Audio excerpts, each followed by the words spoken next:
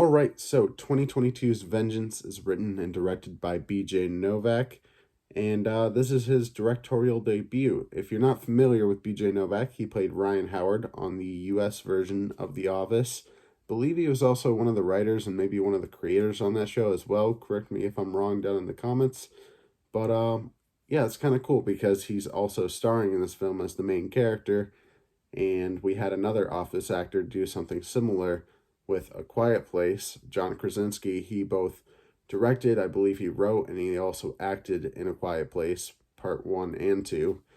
And yeah, so it's kind of cool to see two Office actors kind of in a similar situation there, but definitely a lot different movies.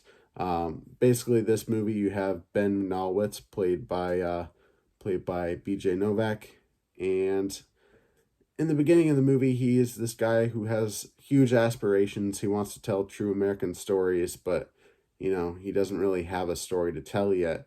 And he meets Eloise, played by Issa Rae, who I guess you could say she's like a podcast producer. And she kind of points him in the right direction. He's thinking about it and stuff. And then he gets a call one night saying that Abilene Shaw is dead. Abilene Shaw, played by T.O. Tipton, which you only really see in recordings and stuff like that because she's dead. But yeah, he doesn't really know who she is. He kind of hooks up with people a lot. So basically, the family thought that Abilene was closer with Ben than they actually were, rather than just being a hookup. So yeah, basically he goes to Texas to the funeral, and that's where the story starts, really, for him, starting the story with this podcast, where basically it was an overdose, but the family thinks that it was a murder. So he starts his story from there, kind of, trying to see how people are, making conspiracy theories and stuff like that, and how, you know, it's typical of humans to make conspiracy theories about these types of things, but things start to spiral, and maybe it is true that she actually did get murdered, and things just get crazy from there. I really, really, really love this movie, and from that description, I really am not doing it much justice, but it's a lower budget indie film that I don't think a whole lot of people are going to see in the theater, which is unfortunate. I do think this probably would have done better on streaming, but if you are watching this review and you have the ability to go to the theater, please watch this movie because even if you don't like it, I just want this movie to make more money because I want to support things like this. It's like I said, a lower budget film, and I honestly think this could, get a nomination for an Oscar. Honestly, I do. Maybe it won't, and excuse me, and then it'll be like an Oscar snub. I'm just like, oh my god, why did they not nominate that? But man, I really did enjoy this movie. It's kind of like a dark comedy in a way, but I wouldn't say dark like it's hard to watch.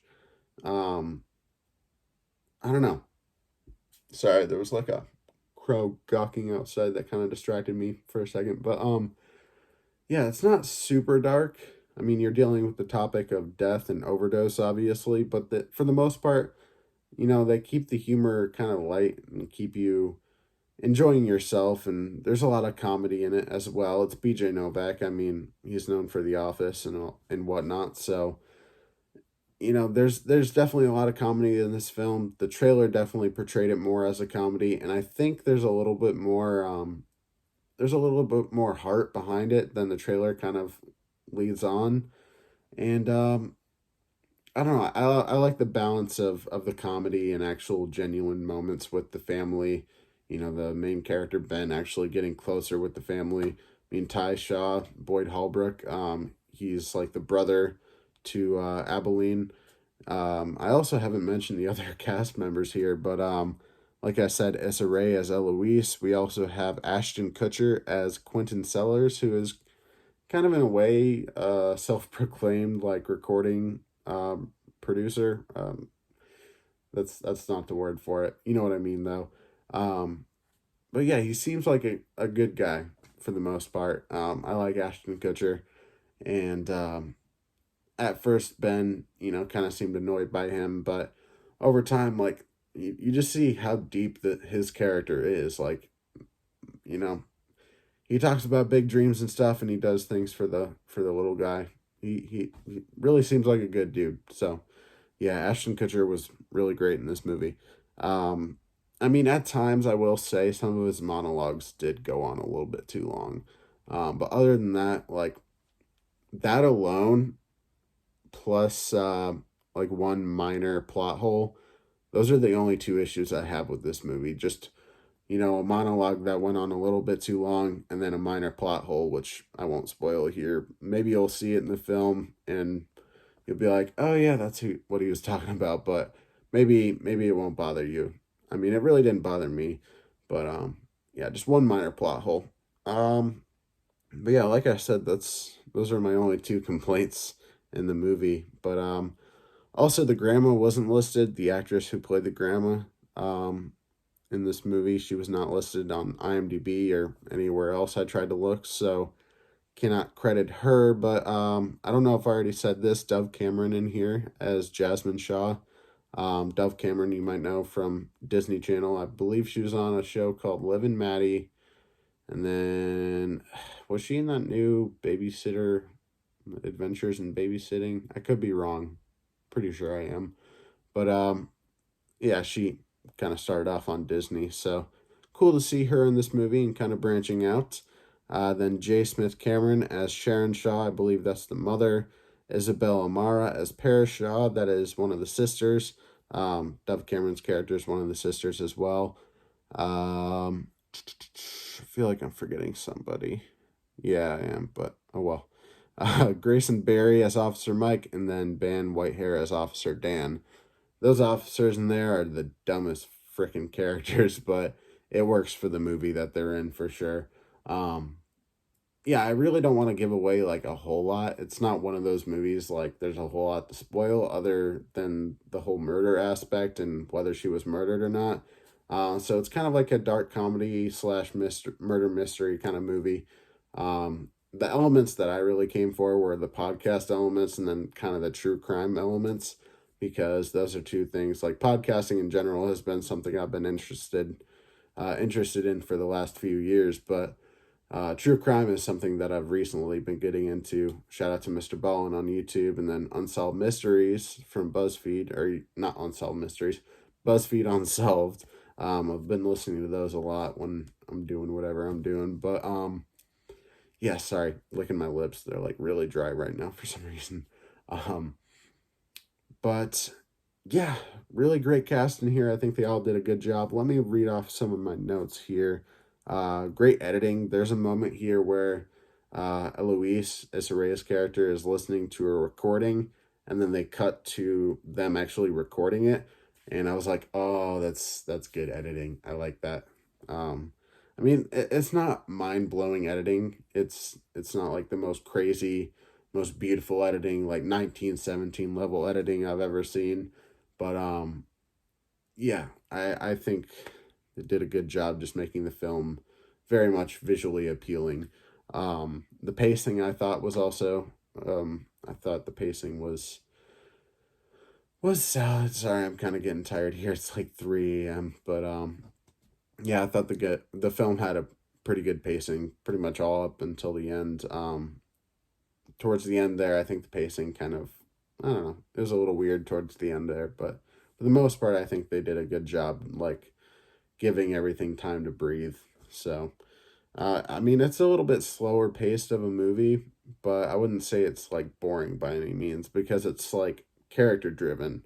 And that's the thing I really like about it, is like it's been like, it's hard to describe, like, especially since I'm really tired right now. But it's been like interviewing people and seeing how they feel about Texas. Like, there's a scene where he's talking about the most simple thing, Whataburger. Um, he's talking about them to why. I can't talk right now. I'm super tired. I need to go to bed right after this. Sorry, guys. but he's talking to them about Whataburger and why they love it, and they're just like, because it's right there. And there's just moments. Oh my god, that scene's funny. Like, oh my god, I don't want to spoil it, but I need to watch this movie again. That's one of my favorite moments for sure. Um, Man, please go see this movie. I mean, when everything's said and done here, I really just want you guys to go watch this because it's so funny. It's like this family in this movie. It feels like the kind of family you would want to be in, and love it. Let me see what else I wrote down here. Great cast, love the family, like I already said. Love the concept for sure because of the whole podcasting and true crime elements. Already mentioned the monologues with Ashton Kutcher's character and the plot hole. Um, yeah, I think I said towards the beginning, maybe I didn't say this, but I feel like it won't make a whole lot in terms of box office. So I do think this probably would have been, it probably would have done better on Netflix or Hulu or something like that. But also, I feel like if it would have gone to one of those streaming platforms, probably would have been swept under the rug. So the fact that it's in theaters, there's people out there who just show up to the theater and decide to see something that day, and hopefully they pick this movie because uh, I love it. I really do. I need to watch it again. It's honestly one of my favorite movies I've watched this year. I don't know where I'd place this in my top 10 so far, but I don't know. It might be in my top 5. I really do like it a lot. So yeah, there's my review for 2022's Vengeance, written and directed and starring BJ Novak from The Office. Have you seen it? Comment down below. Tell me what you thought. Don't spoil anything. I know there's a little bit to spoil in terms of the whole murder aspect.